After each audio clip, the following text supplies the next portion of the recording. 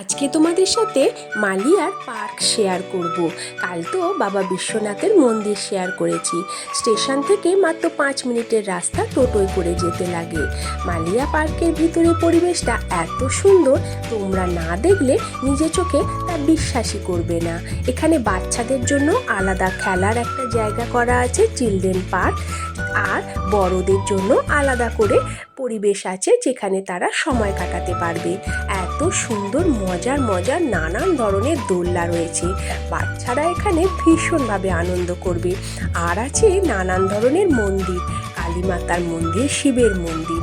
বাচ্চারা এখানে পেয়ারা আর আমড়ার চাট খাচ্ছিল, ওরা ভালোই মজা করছিল। আমরাও ওদের সাথে ভীষণভাবে আনন্দ করেছি।